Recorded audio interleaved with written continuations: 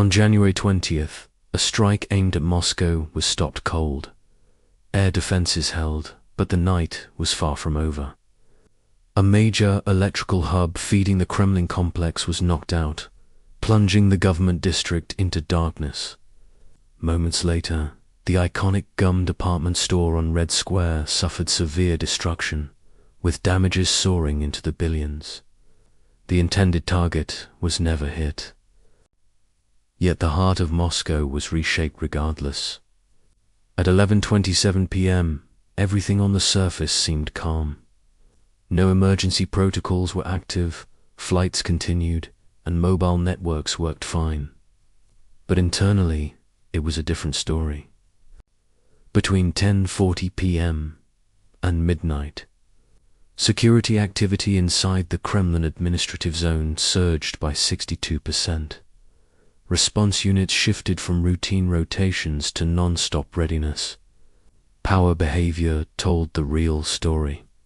While nearby residential districts wound down, 3 substations serving the Kremlin showed sustained load increases of up to 34%, completely defying normal nighttime patterns. This wasn't preparation to evacuate. It was preparation to endure.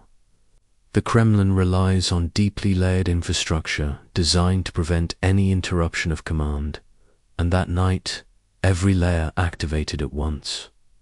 At 12:41 a.m., things escalated. Thermal sensors recorded a sustained 47% rise in ground heat inside the Kremlin's inner perimeter, even as outside temperatures fell below -16 degrees Celsius. At the same moment, VEHICLE tracking showed a 71% increase in armored convoys entering through internal logistics routes reserved for emergency command use. Encrypted internal command traffic jumped 8.4 times above its baseline. No public alert was issued, yet power, mobility, security, and command systems all escalated in perfect sync, a synchronization that never happens by accident. It reflected a system preparing to function under extreme pressure. By 1:26 a.m., the defensive architecture around the Kremlin reached full operational posture. Moscow has one of the densest air defense environments on Earth, with layered interceptor networks designed to overlap. Long-range radars track objects hundreds of kilometers away, while mid-range systems take over closer in. Ringing the Kremlin itself are pansier systems, capable of engaging multiple threats within 4 to 6 seconds.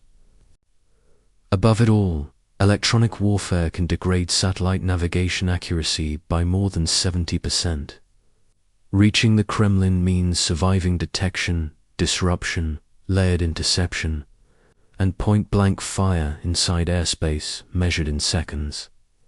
The modeled success probability for any attacker is below 15%. This reality shifted the confrontation.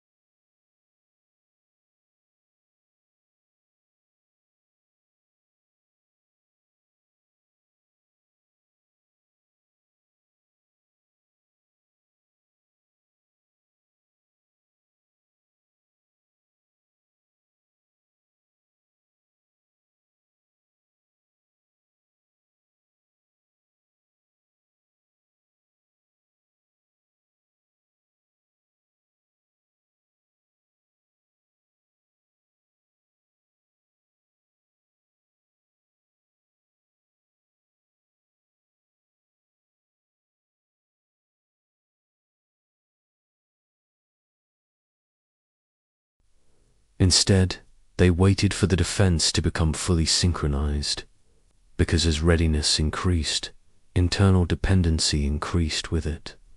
Radar, electronic warfare, and command centers all moved to non-stop operation.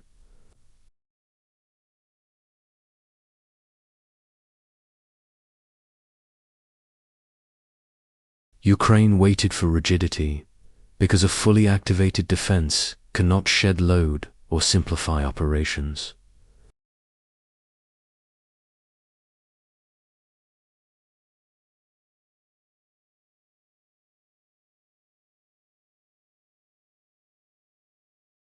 Radar coverage intensified, air defense units entered, sustained alert, and power demand spiked another 37%. Encrypted command channels ran continuously at over 9 times their baseline.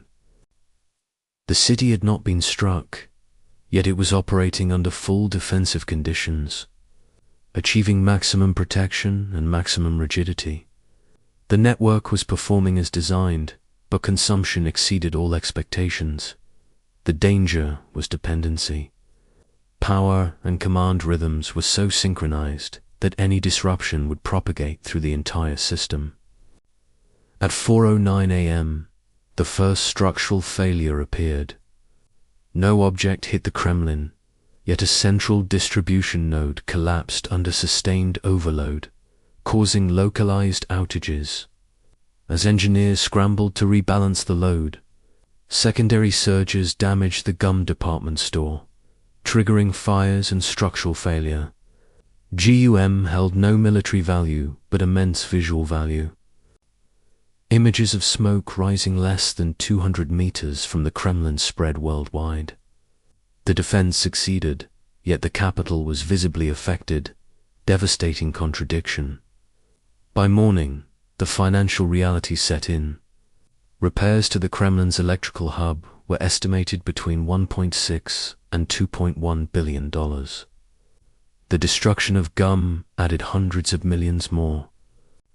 Direct losses pushed beyond $3 billion, with indirect costs even higher.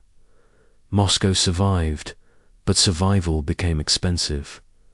What changed was not territory or leadership, but certainty. Modern war doesn't just break walls. It forces systems to live under constant pressure. So, was this truly a defensive victory or a strategic loss? Let us know what you think in the comments. Thanks for watching.